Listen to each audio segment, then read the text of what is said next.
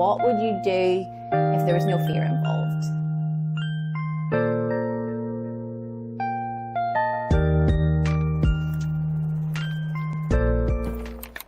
Good morning. Today is a travel day for my next job. So we are packing and then we are going. It's a puppetry job and I will not be the tallest puppeteer there. So we have to pack these, which is why the case is so big. I can actually travel pretty light, but these are their own thing.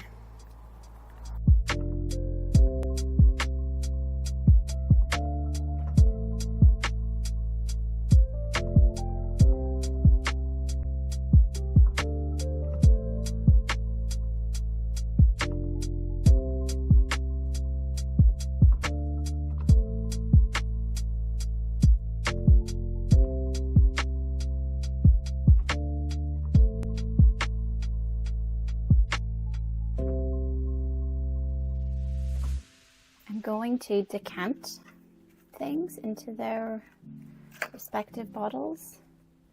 Shampoo.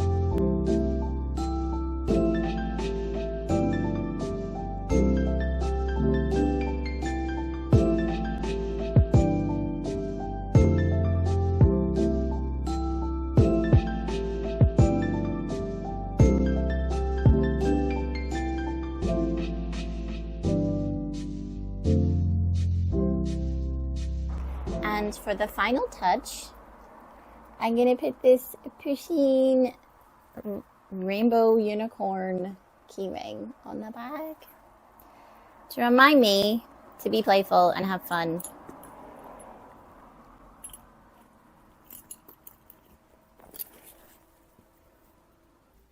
Okay, so I've got about an hour before I get picked up. I'm having this cereal drink. The birthday present Leah got me is this manifestation journal that I've been trying to do. And then I've been working on my limiting beliefs. This is going to become a bit of a nerdy chat.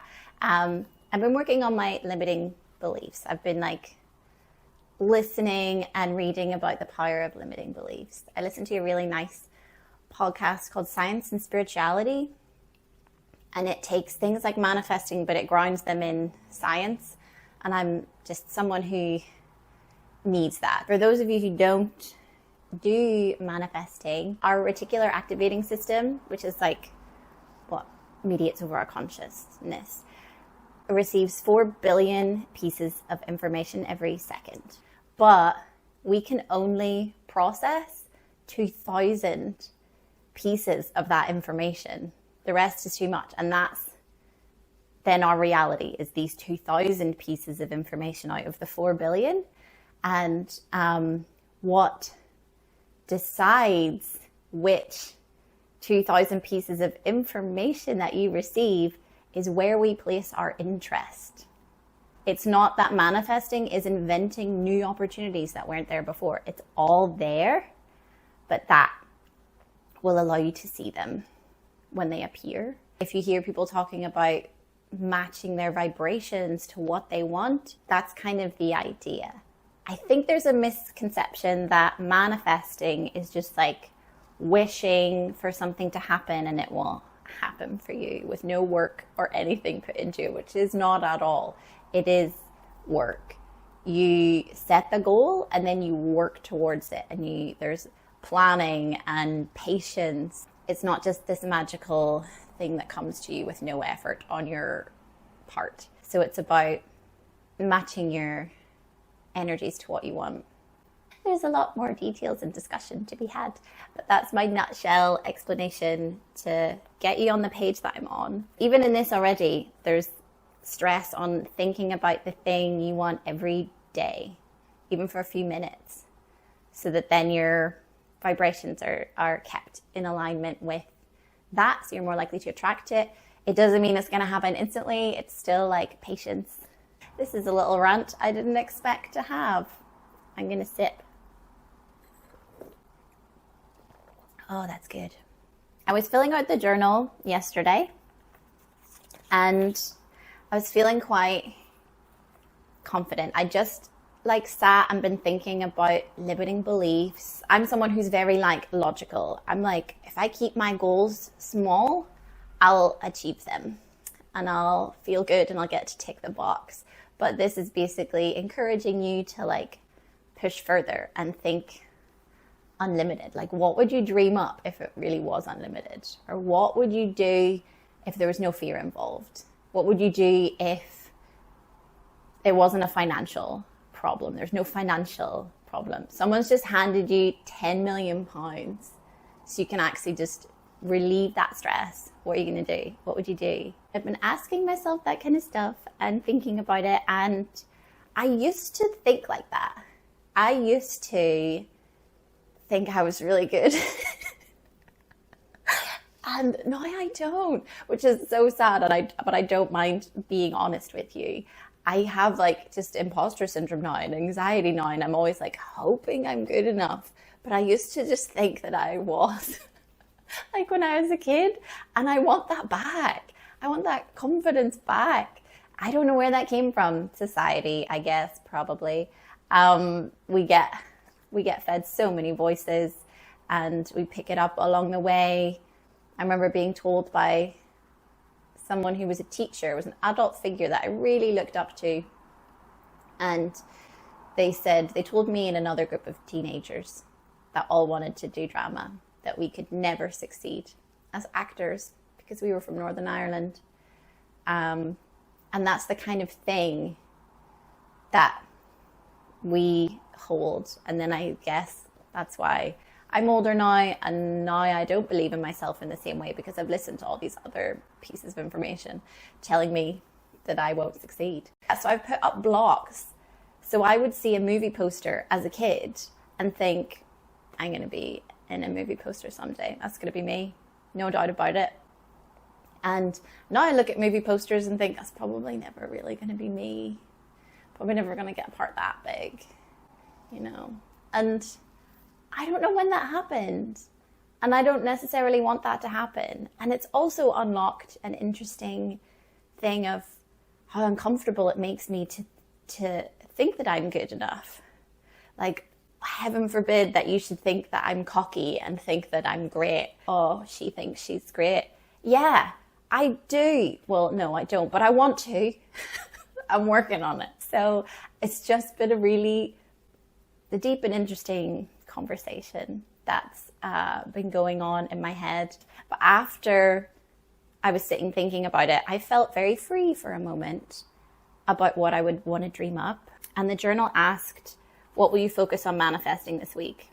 And I was feeling cocky. And I mean, I kept it in line. I was like joy, ease, and extraordinary success. That's what I've asked for this week. That's what I want to manifest. Well, it's not limited to this week, but that's what I'll be thinking about this week. And I was like, that's fine. That's fun to be that free and that confident. And like, yeah, I want extraordinary success. I don't want like mild success. I want great success. And then the next one, so I wrote that without realizing the next one. And the next like homework is that you have to make a reminder of this manifestation and put it somewhere. But I'm going traveling. So then I was like, I can't put it beside my bed. I won't be waking up in my bed or on my fridge, or supposed to put it somewhere that you'll be. So then I was like, well, I could put it on my phone.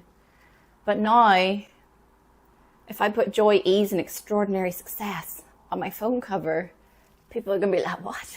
All right, beggars. Which is silly to even be nervous of that, but I am. So I'm trying to think of something more discreet, or I could do symbols that I'll know what they mean, but I won't have to have a conversation about it. And I have this necklace that I will show you that I bought because it has a peach on it. And peaches symbolize playfulness to me, and I want to be more playful. If you watch one of my previous videos where I wanted to be more lighthearted, playful, and confident. I'm still working on that. But it also has two other little symbols on it. It's got a sun and a lemon. So I was thinking, even unconsciously, I can like fiddle with my necklace and I'll remind myself that peach is for joy. Lemon is for ease, because easy peasy lemon squeezy. And the big sun can be extraordinary success. So I'll wear this to work this week, and that will be a reminder. But I also need, as per manifestation homework, to make something for the case in my phone. So how much time do I have? Let's get that done before we go to the airport.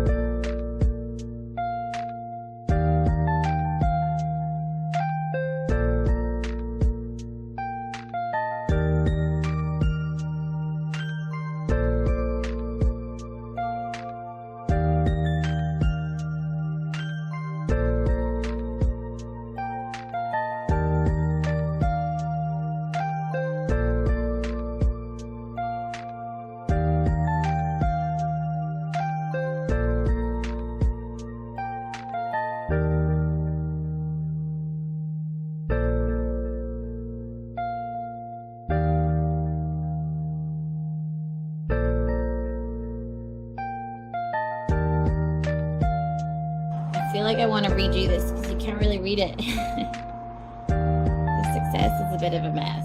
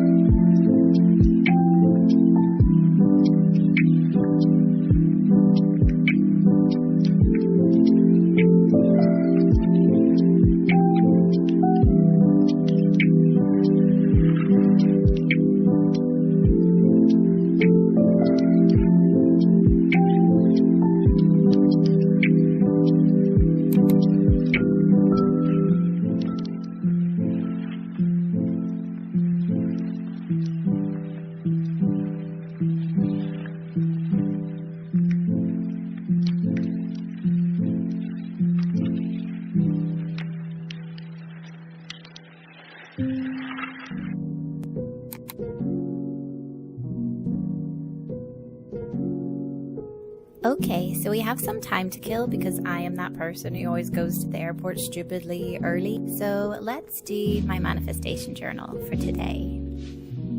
Okay, I was not ready.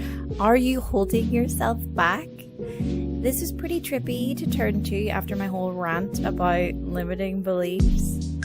So you can answer in the comments if you like, but our prompts are: which 5 people inspire you? Who are 3 people you could reach out to for advice? Who seems to be living your dream life and why? What are 3 things you're grateful for today? What are 3 steps you took to achieve something you already achieved? And what are 3 pieces of advice you'd give someone who wanted your role? First up, Elijah Wood.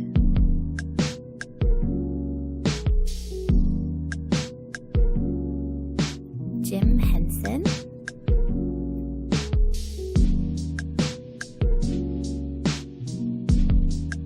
My Nana, who I miss dearly. Chinny, whose art I adored. And Minji Kim, my favorite fashion designer. 3 people I can look to for advice are my industry ladies, Claire Harvey, Helena Smee, and Leah O'Rourke. Who seems to be living your dream life? I wrote, I don't think anyone is living my dream life. But Dylan O'Brien getting to play the lead in Love and Monsters would be a dream lived. And anyone with their own pottery studio. What are you grateful for today? Employment, as I travel to Manchester for a puppetry gig. The delicious honey oat latte I got from Cafe Nero. And time. We have so much more time than we think.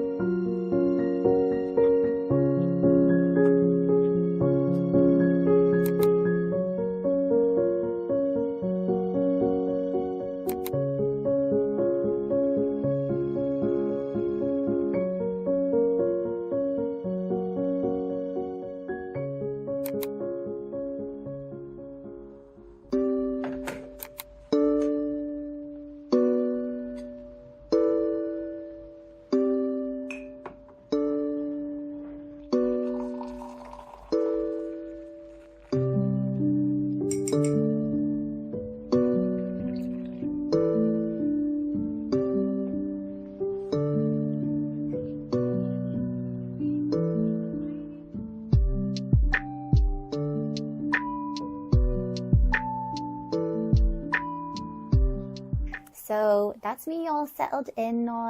I've unpacked everything I'm gonna unpack. I'm gonna live out of my suitcase a little bit because there's not like drawers or anything. I had a little chill and a cup of tea after my travels and rang some folks and I'm gonna get dinner now, then come back and settle, check the call sheet, read all the scenes for tomorrow, and have a cozy early night. I'll show you my dinner too.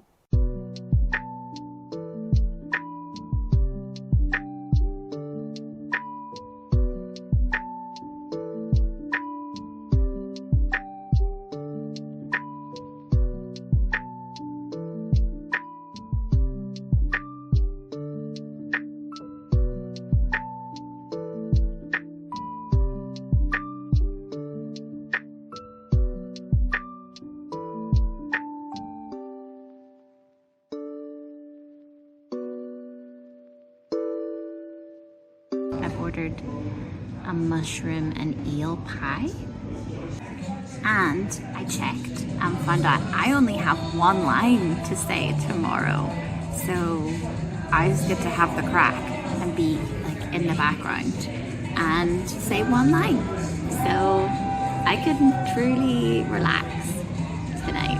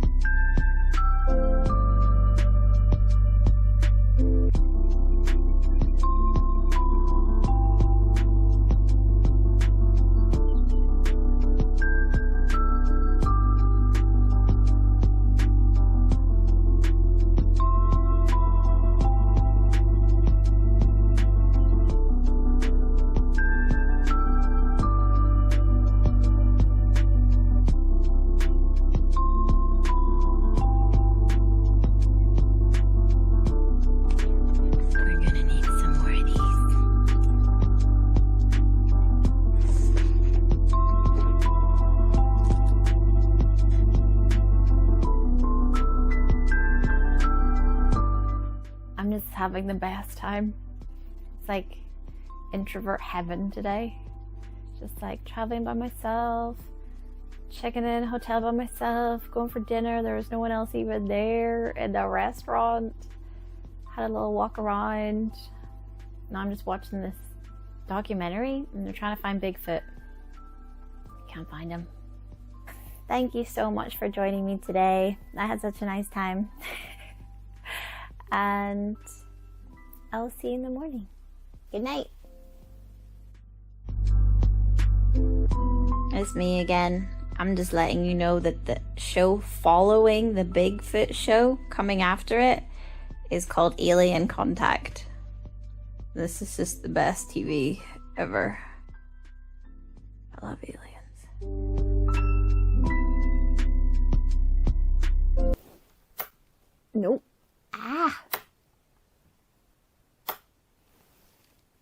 Still not that one. There we go. Good night.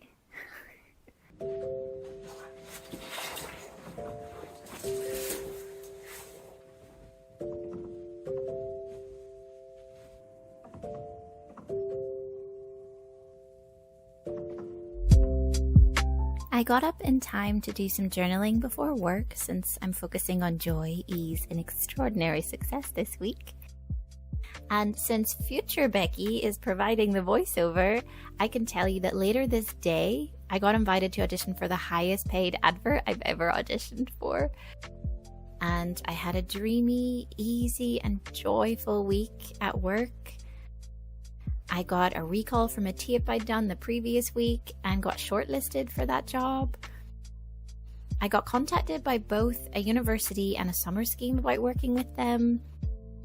And I booked some days on another puppetry gig back home for after this job finishes. A job I puppeteered for in 2017 got in touch asking if I'd like to do voiceovers for them. And I got another audition for a leading role in a TV series and got a recall for that. and my YouTube channel qualified for monetization. I hope this can encourage you to look at some of your own limiting beliefs and let them go. There doesn't have to be any conditions between you and what you want.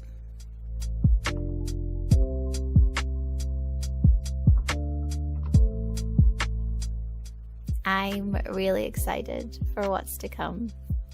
Thanks for joining me. Bye.